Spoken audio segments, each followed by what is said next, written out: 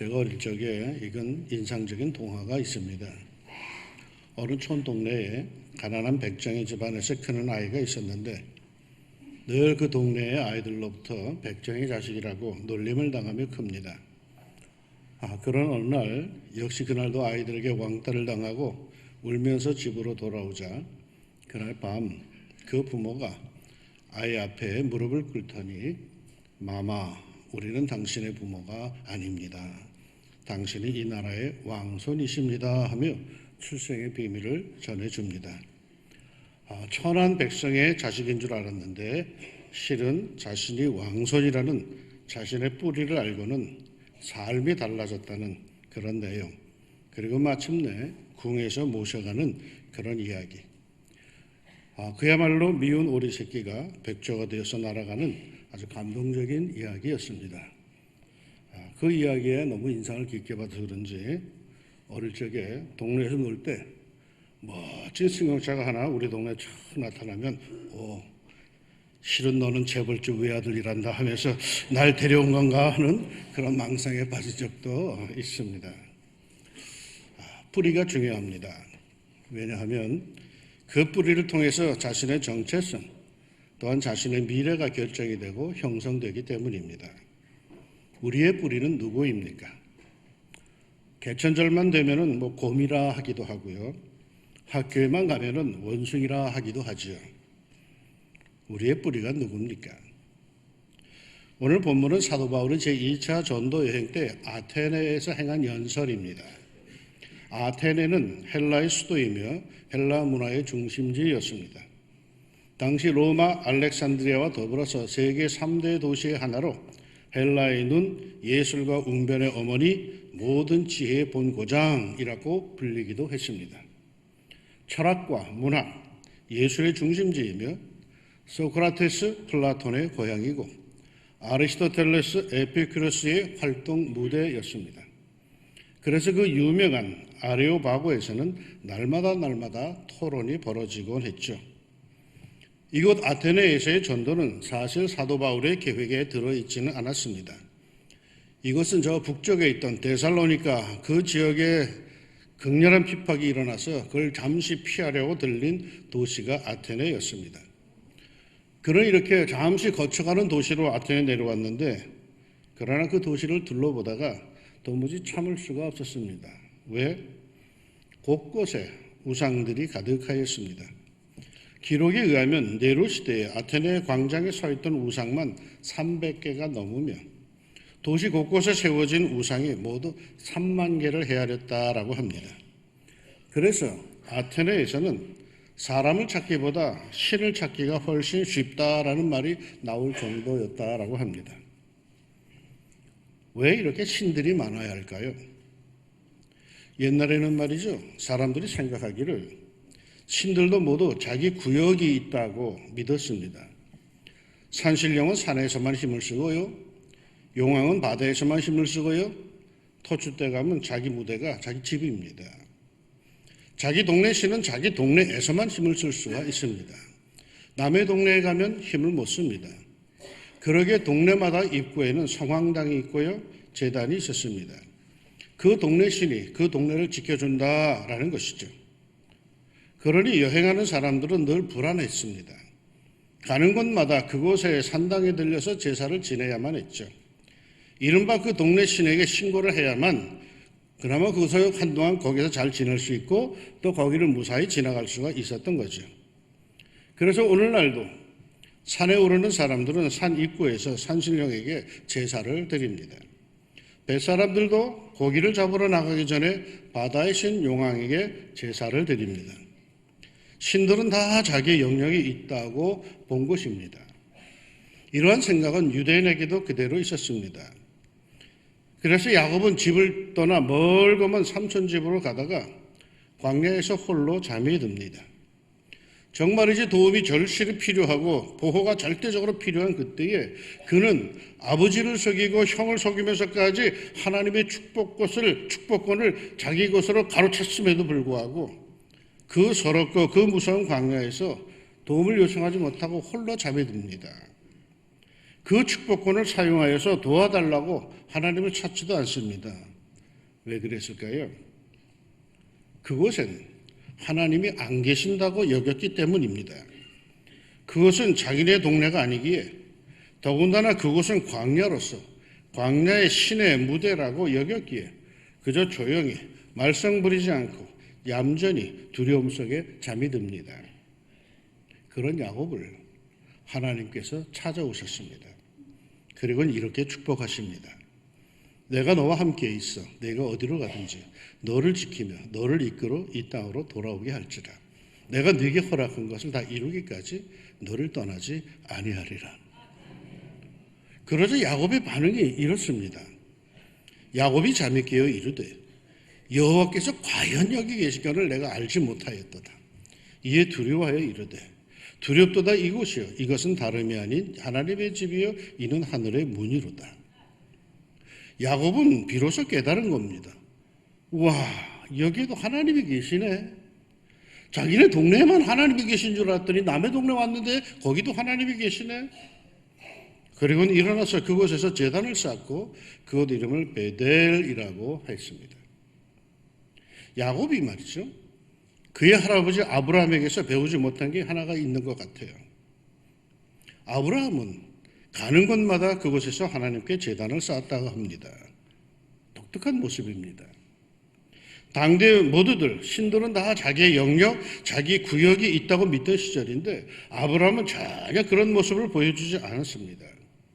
그는 철저하게 어느 곳에 가든지 하나님께 먼저 제단을, 우리 식으로 말하면 예배를 먼저 드립니다. 왜 그랬을까요? 그곳에도 여전히 하나님께서 계시고 역사하심을 믿었기 때문입니다. 그곳에 하나님이 안 계시다면 뭐 때문에 제단을 드렸겠습니까? 하나님이 이곳에도 계시다라고, 하나님이 여기도 확실히 계시다고, 우리의 예배를 받는다고, 우리의 제사를 받는다고 확실했기 때문에 그곳에 가서도 자기 집 안방처럼 하나님께 예배를 드렸던 거죠.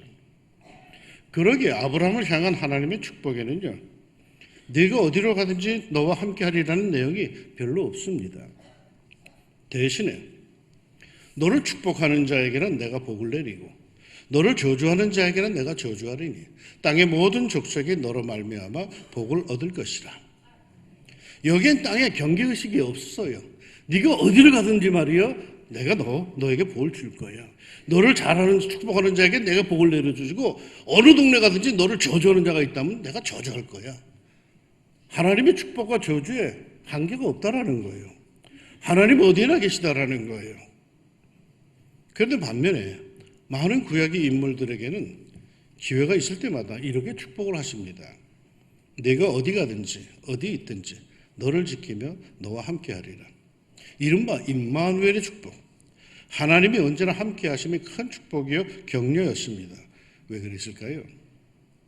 하나님이 안 계신 곳이 있다는 세상 사람들의 생각이 그들의 잠재의식 속에도 있었기 때문입니다.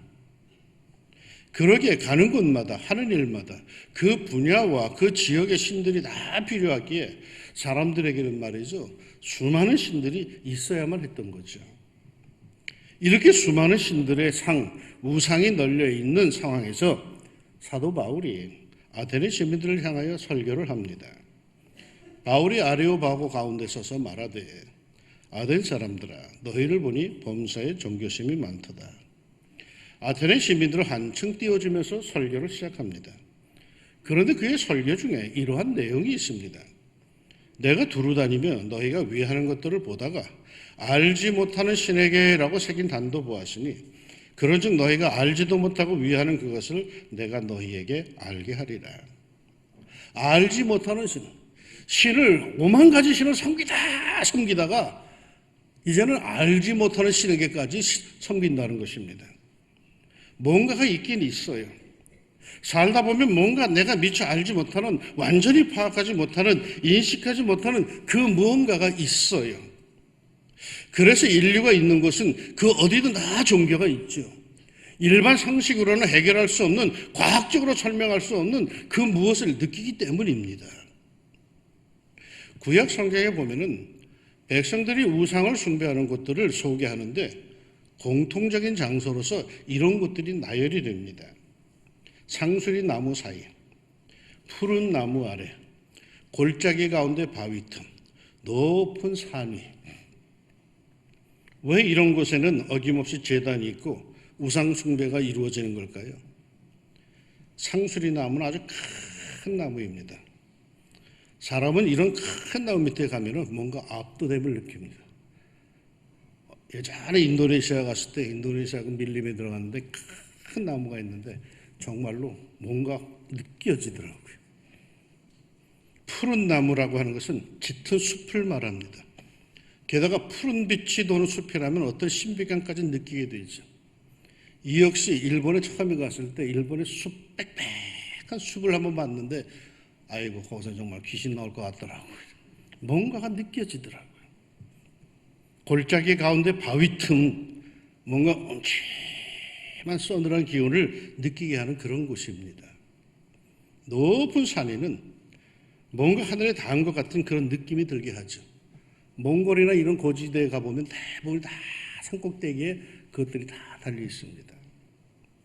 그러니까 사람이 뭔가 이상한 느낌을 가질 수 있는 그런 곳, 뭔가 느껴지는데 알 수 없기 때문에 두려운 그곳에서 제단을 쌓고 우상을 숭배하는 겁니다. 뭔가를 달래줘야 된다는 거예요. 뭔지는 모르겠지만 뭔가 있어. 저것이 나한테 해를 끼칠지 모르니까 달래줘야 된다는 거예요.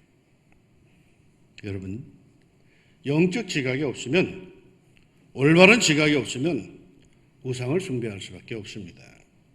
하나님에 대해서 제대로 알지 못하면 어딜 가나 두려움을 느끼고 그 두려움으로 인해서 제대로 알지도 못하는 것에 제단을 쌓을 수밖에 없고 숭배할 수밖에 없습니다. 불안하기 때문이죠. 그러기에 그토록 수많은 신들을 섬기면서도 여전히 불안한 겁니다. 혹시 자신이 인식하지 못하는, 자기가 깨닫지 못해서 빼놓는 신이 있지 않을까 불안한 거죠. 그 신이 혹시 삐져서 자신을 노여워하지 않을까, 저주하지 않을까 두려운 거죠. 어느 집안에서 혼인잔치를 하게 되었습니다. 워낙 집안이 대가족이에요. 복잡한 집안이라 오랜만에 집안 식구들에게 일일이 청첩장을 보내는 것이 그리 쉬운 일은 아니었습니다. 그런데 당일 아침 그날 야외 결혼식에 초대하는 것을 빠뜨린 먼 친척 되는 분이 있음을 알게 됐습니다. 아이고 이거 삐지기 잘하는 분인데 이걸 어쩌나, 어찌자고 이분을 빠뜨렸을까, 아주 걱정을 하면서 부랴부랴 당일 오전에 전화하여서 죄송하다고 그리고 오시라고 청하였습니다. 그랬더니 그분께서 하시는 말씀, 괜찮아, 오늘 야외 결혼식 못할 거야. 내가 비오라고 어제부터 철야기도 하거든. 자기가 미처 알지 못하는 신이 삐져서 말이요, 자기를 저주할까 봐 두려운 게 영적으로 무지한 세상 사람들의 심정인기라.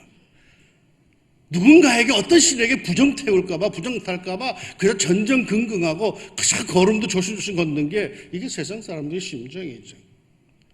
그래서 좋은 게 좋은가라고 교회 다니면서도 나를 잡아서 이사를 가고 사주를 보고 결혼을 해요. 이 무지한 겁니다. 예수 신앙을 제대로 든든히 가집시다. 그래야 우리는 어리석은 우상 숭배에 빠지지 않고 여호와 하나님만을 섬길 수가 있습니다. 우상 숭배하는 곳을 가보면 때로는 악한 영의 역사로 뭔가를 느낄 수 있어요. 근데 사람들은 그때 막연한 두려움, 불안함을 느낍니다. 그러나 우리 성도들은 두려움보다는요, 기분이 나빠요. 왜냐하면 우리 안에는 이미 거룩한 영, 성령께서 내재하시기 때문입니다. 하나님께로부터 나신 자가 그를 지키시매 악한 자가 그를 만지도 못하느니라. 내 안에 거하시는 거룩한 영 성령께서 우리를 지키심을 믿으시기 축원합니다. 다시 본문으로 돌아갑니다. 사도 바울은 알지 못하는 신까지 섬기라는 그들에게 그들이 알지 못하는 그 신을 내가 알려주겠다라고 합니다. 그러면서 이렇게 말합니다. 이는 사람으로 혹 하나님을 더듬어 찾아 발견하게 하려 하심이로되 그는 우리 각 사람에게서 멀리 계시지 아니하도다. 그 알지 못하는 신을 사람들은 더듬기 시작했습니다. 그래서 대충 더듬은 이들은 잘 알지도 못하면서 짐승들의 형상이거나 무슨 기묘한 형상을 만들어내서 이것이 신이다라고 하면서 숭배하기 시작했고, 좀 더 고상한 사람들은 여전히 더듬고 더듬으면서 아직도 알 수 없다고 신중한 고백을 하기도 합니다. 그래서 어떤 종교에서는 그 신을 제대로 아는 이른바 구원을 얻으려면은 얼마의 세월이 필요하냐 하면은 억겁의 세월이 필요하다라고 합니다. 여러분, 억겁의 세월이 얼마인지 아십니까? 1겁이라고 하는 시간은 1000년에 한 번씩 하늘에서 선녀가 지상에 내려와가지고 지치만한 바위를 자기의 옷깃을 한번 슬쩍 쓸고 다시 천상으로 올라갔다가 1000년 뒤에 또 다시 내려와서 다시 한번 슬쩍 쓸고 가기를 반복하여서 그 지체만한 큰 바위가 모래알만해진 시간을 1겁이라고 합니다. 상상도 안 되죠? 그런데 억겁의 세월이란 이 겁의 시간을 억번 곱한 시간입니다. 불교의 뿌리 힌두교에서는 1겁을 43억 2천만 년이라고 합니다. 이게 억번이 있어야 된다는 거예요. 왜 이런 엄청난 세월이 필요할까요? 하나님을 창조주를 신을 더듬어 찾으려니까 그런 세월이 필요한 거죠. 이렇게 엄청난 시간이 필요하기에 그들은 윤회를 통해서 그저 끊임없는 수많은 세월이 그들에게는 필요한 겁니다. 왜 우리 구주 예수님을 영접하는 것이 복인 줄 아시겠습니까?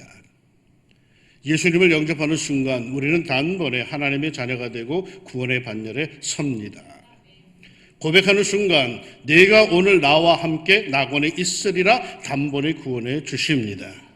그게 우리에게 주어진 권세입니다. 영접하는 자, 그 이름을 믿는 자들에게는 하나님의 자녀가 되는 권세를 주셨으니 단번에 이루어지는 역사입니다. 우리 기독교의 구원은 봐가면서 구원을 주겠다는 게 아니에요. 누구든지 영접하는 순간에 이루어지는 것입니다. 그 억겁의 세월이 필요한 것이 필요가 없어요. 우리는 단 한순간이야. 결단하는 그 순간이야. 더듬어 하나님을 찾으려 하지 마세요. 머릿속에서 끊임없이 고민해서 하나님 찾으러 가지 마세요. 절대로 못 찾아요. 떠듬는 건 억겁의 세월이 필요한 거예요. 기독교식의 신앙을 찾는 것은 단순간이에요. 결단이에요, 결단. 고민을 그렇게 많이 해도 소용없어. 단 한순간에 결단할 때 옳지, 내가 하나님을 믿겠어, 예수 그리스도 영접하겠어 하고 결단은 그 순간에 구원의 역사는 이루어지는 것입니다. 애매하지 않아요. 하나님께서 자신을 성경책을 통해서 계시해 주셨죠. 히브리서 1장의 말씀이 이렇습니다. 옛적의 선지자들을 통하여 여러 부분과 여러 모양으로 우리 조상들에게 말씀하신 하나님이 이 모든 날 마지막에는 아들을 통하여 우리에게 말씀하셨으니, 아들을 통하여, 즉 예수 그리스도를 통하여서 우리에게 다 말씀하셨답니다. 그러니까 예수님을 주목하면 되는 거죠. 그러게 하나님을 보여달라고 하는 제자 빌립의 요구에 대해서 예수님께서는 친히 이렇게 말씀하십니다. 예수께서 이르시되 빌립아, 내가 이렇게 오래 너희와 함께 있을 때 네가 나를 알지 못하느냐? 나를 본 자는 아버지를 보았거늘 어찌하여 아버지를 보이라 하느냐? 예수님을 묵상합시다. 예수님을 따라갑시다. 더듬을 필요 없이 단번에 창조주 하나님, 여호와 하나님을 만날 것이고 그분을 찾을 것입니다. 그게 우리에게 주어진 축복입니다. 할렐루야. 그런데 이 사도 바울은 그 알 수 없는 신 하나님을 그들에게 알려주면서 이런 증언을 합니다. 인류의 모든 족속을 한 혈통으로 만드사 온 땅에 살게 하시고 그들의 연대를 정하시며 거주의 경계를 한정하셨으니, 인류의 모든 족속을 한 혈통으로 만드셨답니다. 어떤 혈통이요? 원숭이 혈통이요? 천만의 말씀이요. 하나님의 혈통입니다. 인류는 하나입니다. 인류의 뿌리는 하나입니다. 그 근원이 하나님이십니다. 인류는 모두 하나님의 형상으로 창조된 하나님의 자녀입니다. 그러기에 인간은 존엄하고 가치가 있는 겁니다.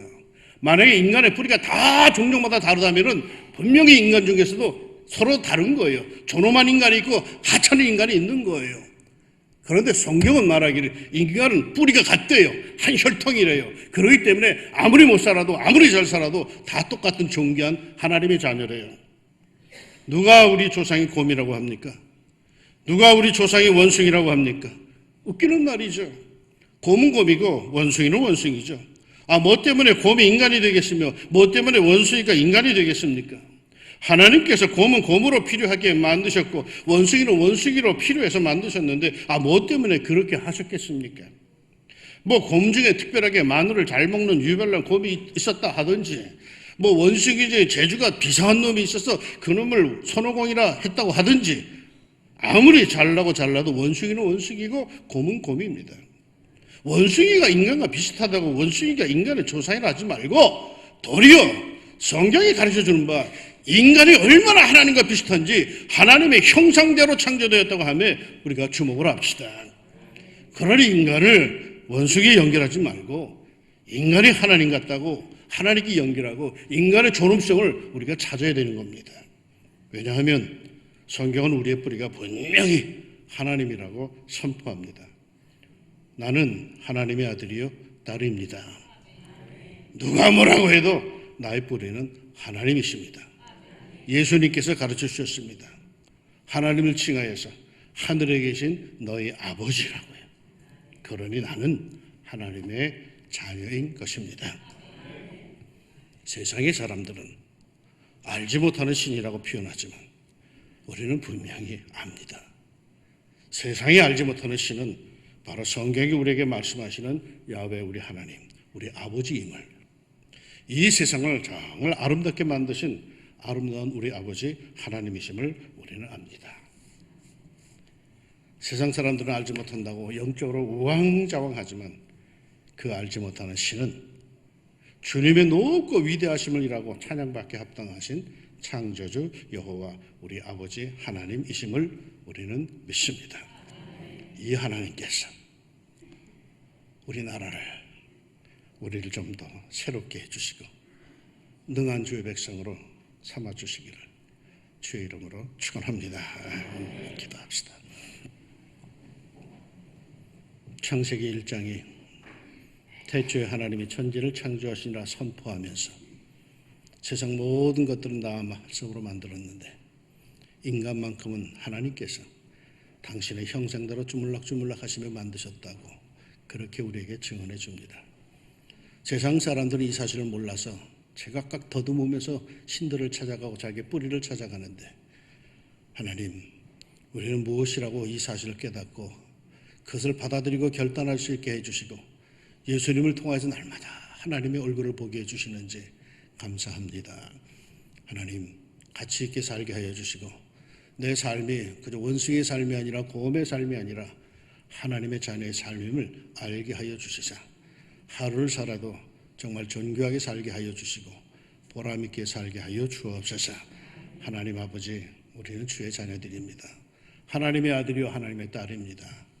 하나님의 권세가 우리에게 있게 하여 주시고 우리로 하여금 정말 귀하게 살아갈 수 있도록 하나님 사랑에 인도하여 주옵소서. 예수님 이름으로 기도합니다. 아멘.